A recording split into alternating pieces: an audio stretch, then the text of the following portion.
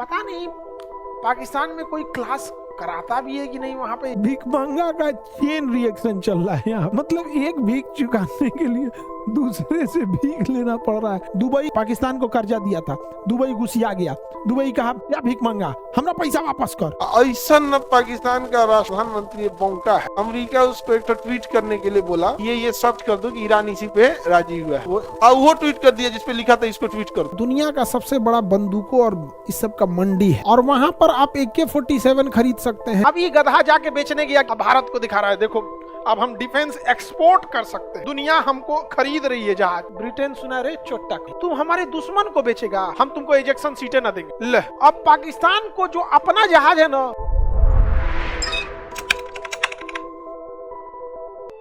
2015 में पेशावर में आतंकवादी स्कूल में घुस गए और छोटे बच्चों को गोली मार दिए।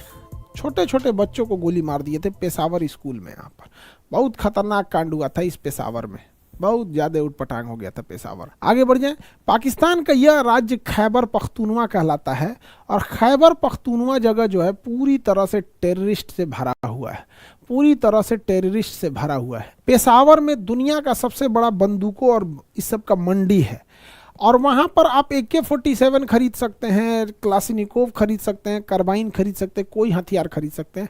भारत में ऐसा नहीं है। भारत में पब्लिक सेक्टर को या तो छोटा पिस्टल दिया जाता है या तो एक ठो राइफल दे दिया जाता है। पब्लिक सेक्टर में बहुत बड़ी हथियार नहीं उपलब्ध कराया जाता है। पब्लिक सेक्टर में बहुत बड़ा हथियार उपलब्ध नहीं कराया जाता है, नॉर्मल हथियार ही उपलब्ध कराए जाते हैं। जबकि यहाँ AK-47 लेके घूमता है सब तो बर्बाद हो गया सब। यहाँ पर बर्बाद नहीं होगा सब तो जाएगा सब कहाँ पे। और दुबई गुस्सा चल रहा है पाकिस्तान से, दुबई गुस्सा चल रहा है पाकिस्तान से, दोनों में झगड़ा हो गया क्योंकि ईरान जो है, ईरान अपना तेल जो है पाकिस्तान को भेज रहा है।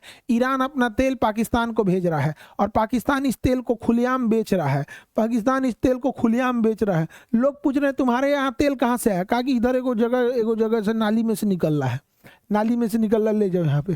तो ईरान अपना तेल पाकिस्तान को भेज दिया, अब पाकिस्तान घर हमारे नाली में से निकल रहा है, ले जाओ यहाँ पे। क्योंकि ईरान पाकिस्तान में अभी बहुत ठेवना दोस्ती चल रहा है, बहुत ठेवना दोस्ती चल रहा है। अभी तो समझौता पाकिस्तान में न हुआ था और यहाँ सब तेल पाकिस्तान बेच रहा है और वो पाकिस्तान जो है तेल बेच रहा है और पैसा ईरान को मिल रहा है। ईरान मजा मार रहा है। दुबई ईरान पाकिस्तान को कर्जा दिया था, दुबई घुसिया गया, दुबई कहा क्या भीख मांगा, हमरा पैसा वापस कर, पैसा वापस कर हमारा। तो ये कहा कि लड़ाई में हम पैसा कहाँ से देंगे। तो सऊदी अरब और कतर तनी तनी नया भीख दिया सब पाकिस्तान को और जब नया भीख दिया तो ये भीख दे के दुबई को ला रख ला, हमारी जरूरत नहीं है, ला हमारे लोग ना है का, तू ही बड़ा अकेले, हमारे ना है लोग, हमारे लोग ले दे दिया उसको, रख लिया जा। हो भाई पाकिस्तान गजब भीख मांगा का चेन रिएक्शन चल रहा है यहाँ पे।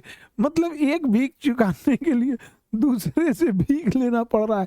इस आइलैंड पर ब्रिटेन ने कब्जा कर रखा है, जबकि ऐसे देखिएगा तो होना किसका चाहिए, अर्जेंटीना, अर्जेंटीना का है। लेकिन कब्जा किसने कर रखा, ब्रिटेन ने। किसने कब्जा कर रखा, ब्रिटेन। इस वर्ल्ड मैप में जरा ध्यान दीजिए तो ब्रिटेन तो यूरोप का कंट्री है, ये रहा ब्रिटेन और ये है आपका अर्जेंटीना, ये ना अर्जेंटीना, और यहाँ पे है फॉकलैंड आइलैंड। किसी भी हिसाब से वो ब्रिटेन का हुआ, लेकिन ये इन चट्टों ने घूम घूम के जगह जगह कब्जा किए थे सब। और इन लोगों ने एक बहुत बेहतरीन चाल चला कि किसी के रिलीजन में मत इंटरफेयर करना। अगर भारत में अंग्रेज एंटी रिलीजन हो जाते हैं ना तो कब का लड़के आदमी उनको मास, और ये रिलीजन में नहीं भेदभाव की। आप देखिएंगे ये किसी भी देश पे कब्जा किए हैं, उस देश के कल्चर से खिलवाड़ नहीं किए हैं। तो अंग्रेज सब ना हमेशा इकोनॉमी के साथ खिलवाड़ किया सब, समझ में। और वो क्या करते थे ना, जिस कंट्री में जाते थे देखते थे यहाँ कौन कौन रिलीजन के लोग हैं, तो उसमें देखते थे ना कि किसकी संख्या कम है उसके साथ खड़े हो जाते थे और कहते ना मारो उसको। आज जो इनकी संख्या ज्यादा है उसको कहते थे अरे तुम कमजोर थोड़ी है ना, मार के आओ तुम। आज इनकी संख्या कम रहती थी उनको कहते हम है ना तुम्हारे साथ, तो एक को साथी बना लिया, एक को लड़ाई करने में उलझा दिया, इधर ईस्ट इंडिया कंपनी राजा हो गई। तो बहुत दिमाग लगाया था। तो इंग्लैंड इसको आजाद ही नहीं कर रहा था, तो अर्जेंटीना ने हमला कर दिया किसके ऊपर, फॉकलैंड के ऊपर। फॉकलैंड के ऊपर हमला कर दिया। अब फॉकलैंड के ऊपर आप हमला कर दिए हैं, ब्रिटेन तो शांत रहने वाला नहीं है। ब्रिटेन पूरी नेवी लेके चला आया कहां पर, फॉकलैंड, और एक हफ्ता की लड़ाई में खत्म कर दिया, आजाद करा दिया किसको, फॉकलैंड को आजाद करा लिया। और वहां पर उसने ना रेफरेंडम कराया। रेफरेंडम मतलब जनमत संग्रह, आप कहां रहना चाहते हैं। फॉकलैंड के लोगों से पूछा कि आप कहां रहना चाहते हैं।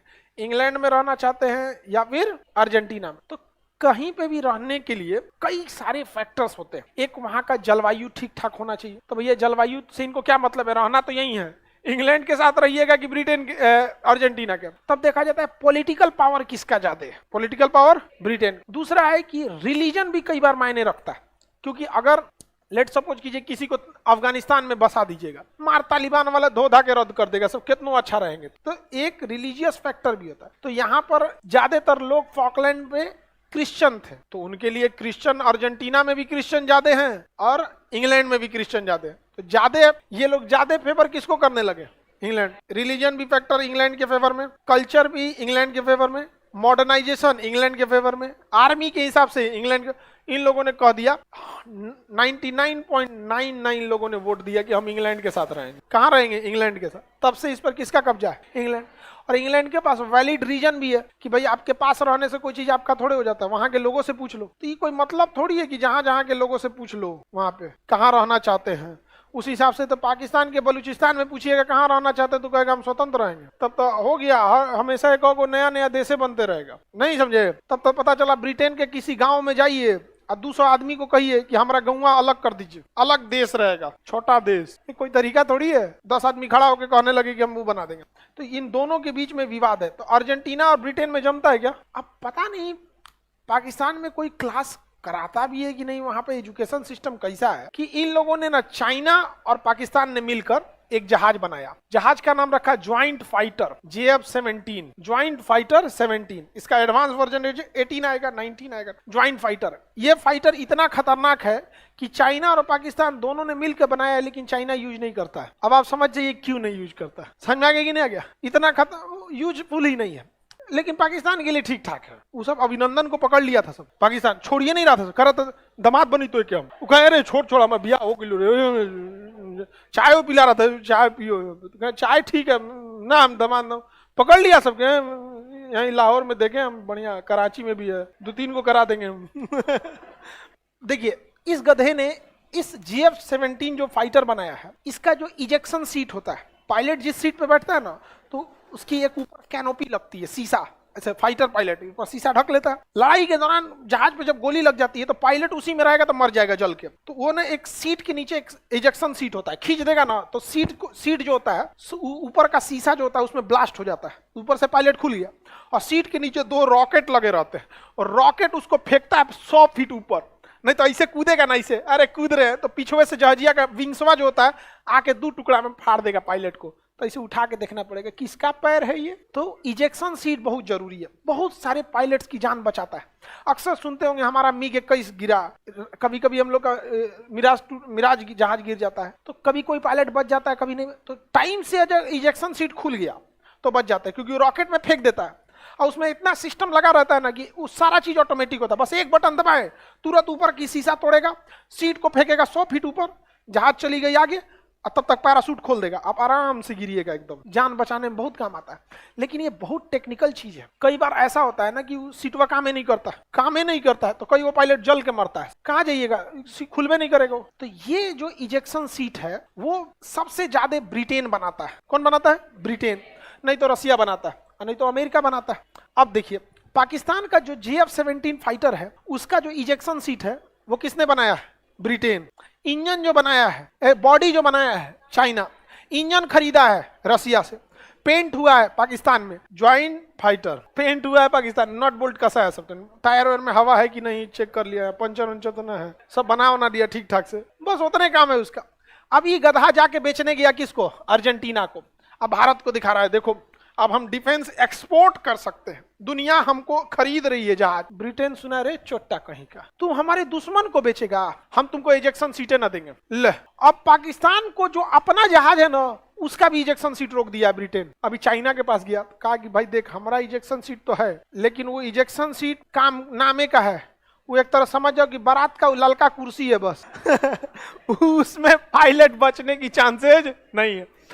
तो बताइए बेचारा गया था बेचने के लिए अर्जेंटीना को। यही हम कहते हैं कि यहाँ कोई टीचर इंटरनेशनल रिलेशन पढ़ाता भी है कि नहीं। ऐसा न पाकिस्तान का राष्ट्र प्रधानमंत्री बौंका है, अमेरिका उसको एक ट्वीट करने के लिए बोला कि ये शर्त लिख के ट्वीट कर दो कि ईरान इसी पे राजी हुआ है, तो भेजा उसको कि इसको ट्वीट कर दो। समझा गया? तू अमेरिका का पाकिस्तान का प्रधानमंत्री ऐसा बौंक है, तू ट्वीट किया और वो ट्वीट कर दिया जिसपे लिखा था इसको ट्वीट कर दो। ट्वीट तो करवे किया, ऊपर यो लिखा इसको ट्वीट कर दो, लिखा था draft to Pakistani prime minister. समझ गया कि नहीं आ गया? तो वो लिख दिया यहाँ। आप क्या कहिएगा हीरा मंडी वालों को? समझ में नहीं आता। अगर कोई पढ़ाता तो बता देता कि भैया तुम्हारे जहाज में लगा हुआ है जो इजेक्शन सीट है ब्रिटेन का, और ब्रिटेन का जानी दुश्मन है, वो किसी कीमत पे ना देने जाएगा। एगो तो बिका नहीं, अपनो सप्लाई रोक लिए, तो अमेरिका से हाथ जोड़ रहा है, कुछ सप्लाई उप्लाई दिलाइए, तो अमेरिका कह रहा है अच्छा ठीक है, ये लो पैसा लो, हमारा जहाज खरीदो।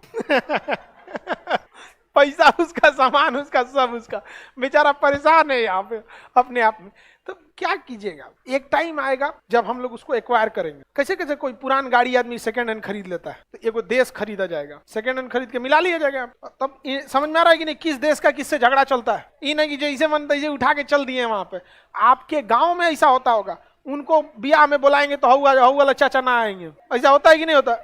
सेम वही कंडीशन यहाँ भी होता है, बड़े लेवल पे होता है। इस चाचा को बुलाएंगे तो चाचा घुसी आ जाएंगे। समझ में आ गया कि नहीं आ गया? तो बहुत तरीका होता है। आगे बढ़ जा।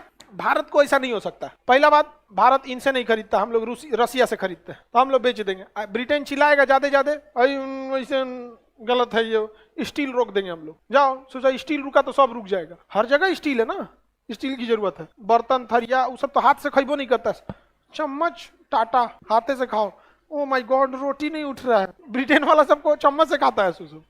अरे वो सब खइबे कितना करता है, सब तनी मनी खाता है सब। तो अर्जेंटीना, ये समझ में आ गया? अर्जेंटीना, ये बताइए, अगर अर्जेंटीना और ब्रिटेन दोनों से एक साथ आप काम करा सकते हैं? करा सकते हैं, बशर्ते आप ब्रिटेन पे डिपेंडेंट नहीं है। तब हम डिपेंडेंट नहीं है, हमरा से कोई मना करे ना भारत से, घुसिया के तुम रहो। भारत यहाँ आप कह रहा है कि हमारा खरीद लो, अब देखिएगा तेजस खरीदेगा। सही बता रहे हैं।